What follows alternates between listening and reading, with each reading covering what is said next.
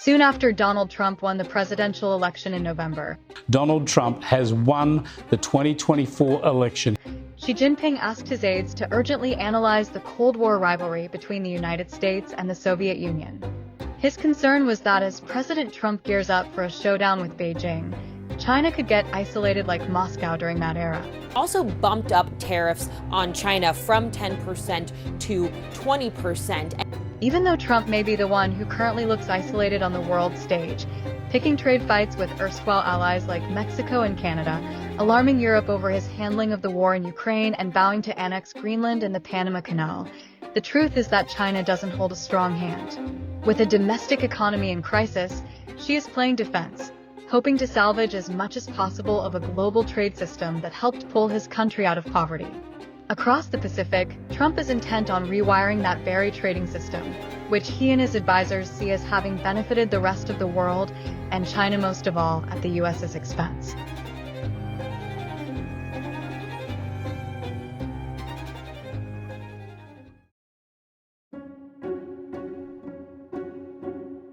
It isn't just trade. The competing agendas of the leaders of the world's two largest economies are poised to lead to precisely what China is trying to avoid: a superpower clash not seen since the Cold War, an all-encompassing rivalry over economic, technological, and overall geopolitical supremacy. Trump, who highlighted the need to counter China throughout his campaign, returned to the White House with a comfortable victory and Republican control of Congress. He believes he can deal with Beijing from a position of strength. Many of his early diplomatic moves should be viewed in that context. Trump is trying to end the conflicts in the Middle East and Ukraine to better focus on China. His recent enthusiastic embrace of Russia and its authoritarian leader, Vladimir Putin, is propelled in part by a strategic desire to drive a wedge between Moscow and Beijing. One reason Trump wants U.S. control of the Panama Canal is that he sees the Chinese infrastructure that has been built up there in the past 3 decades as a national security threat. On Tuesday, he notched a victory of sorts when a consortium of investors led by U.S. asset management firm BlackRock agreed to buy majority stakes in ports on either end of the Panama Canal from Hong Kong-based C.K. Hutchison. We gave it to Panama and we're taking it back. Trump on Tuesday added to existing tariffs on China, citing its role in the fentanyl crisis in the U.S., surprising Chinese officials who were still trying to figure out how to approach what they see as an erratic U.S. leader. China, which itself has tried to reshape the global order, aligning itself with Russia to challenge the West, now finds itself on the back foot. The vision-haunting Xi is one where China finds itself cut off by trade restrictions and sanctions, suffering Soviet-style isolation with fewer outlets for its goods and limited access to crucial technologies. What complicates Beijing's efforts at shaping its strategy toward the U.S. is the difficulty in getting Trump's core team to engage.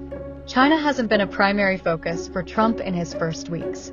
His near-term priorities have been on fixing illegal immigration, slashing government spending, and ending Russia's war in Ukraine.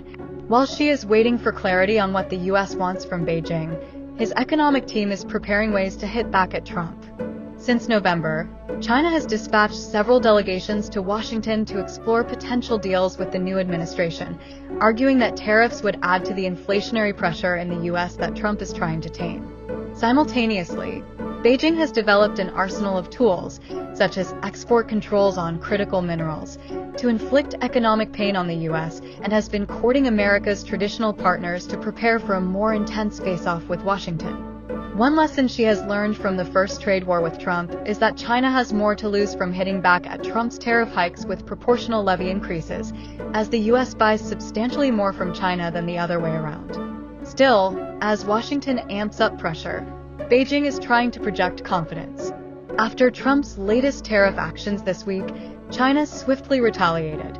Meanwhile, Beijing set a growth target of about 5% for 2025, a signal that it expects the Chinese economy to resist the rising trade pressures.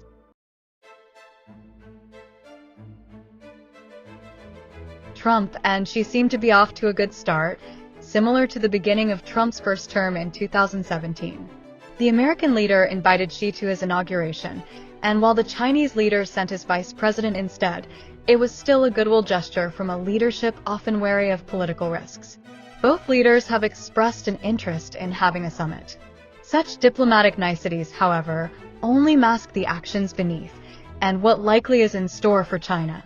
Trump's America First policy essentially calls for dismantling the norms set up by the World Trade Organization since 1995. Under those norms, China has been able to flood the world with cheap exports while limiting foreign access to its own market. China generally abhors what it sees as any outside attempt to challenge the Communist Party's governance.